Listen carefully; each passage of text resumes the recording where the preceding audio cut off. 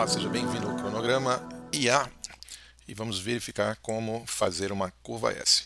Esse é um primeiro projeto já carregado anteriormente. Vou ordenar ele aqui pela sua estrutura da EAP. Ele tem um conjunto pequeno de fases aqui, fase 1, fase 2 e uma área administrativa. E agora nós vamos abrir este cronograma na sua curva, que foi gravada a primeira vez, sinalizada aqui pelo botãozinho verde.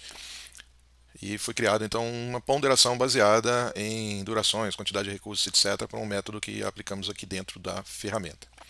Tem então a linha de base, tem o planejado deste cronograma, mas eu não tenho uma linha de base definida e também não tenho avanços. Agora eu vou criar um outro cronograma, uma importação da versão 2 desse mesmo item. Nesse caso eu estou usando o Spider, poderia estar usando também o Project. Então eu tinha a versão 1 e a versão 2. Em vez de carregar então do XML, eu estou carregando dos arquivos texto. E aqui com isso eu tenho a configuração de algumas propriedades avançadas que o Spider me permite que o XML e o MS Project em si não têm capacidade de fazer. Que fica para outro momento de apresentação. Colocado esse novo projeto, eu vou então enxergá-lo. Trata-se então das mesmas atividades, vou ordenar aqui pela ETD, fase 1, fase 2 e a parte administrativa.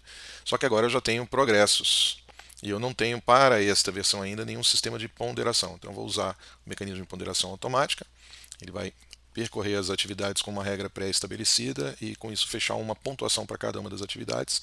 E após essa função eu consigo então ver a minha curva S. Agora o que falta? Falta eu ver a relação do progresso nesta própria curva até a data de status. Isso é normal, né? Tá, andar junto. Mas agora eu preciso comparar com uma linha de base. Para isso, então, eu vou escolher a minha linha de base. Vou usar então a versão 1 do mesmo projeto. E agora eu tenho então a barra da linha de base, uma pequena diferença na minha data de término, alguma diferença nas atividades intermediárias. Consequentemente, eu vou ter aqui algum efeito da minha curva S. Né? Então, minha curva S original vinha nessa linha cinza, são poucas atividades, então você tem uma atividade, uma nova atividade, uma nova atividade, uma nova atividade. Né? E, nesse caso, no início do projeto, andou-se pouco com a primeira atividade e está se verificando o avanço dessa atividade para o futuro. Então, em algum momento, ela volta a encostar aqui com a linha de base, mas eu tenho ainda um deslocamento de prazo, um atraso aqui em função deste primeiro momento aqui. Então, aqui está feita a primeira avaliação de um cronograma em cima de uma ponderação e de uma linha de base. Em relação aos KPIs do projeto, eu tenho aqui de novo o redesenho do meu projeto. Aqui estou na mesma versão. Eu tive então um progresso ponderado de 19,8% calculado.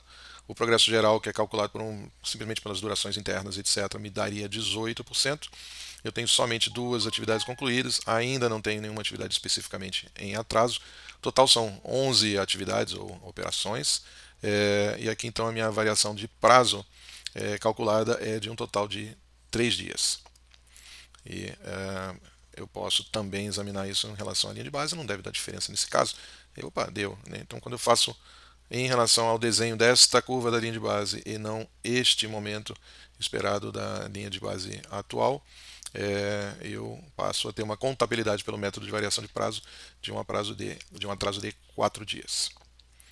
E é isso aí, muito obrigado pela primeira rápida exposição de algumas das interfaces de cronograma IA BR.